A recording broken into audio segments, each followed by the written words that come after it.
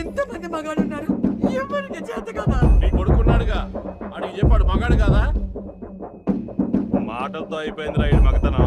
రమ్మంటే గుండె ధైర్యం రెండూ జారిపోయిరా.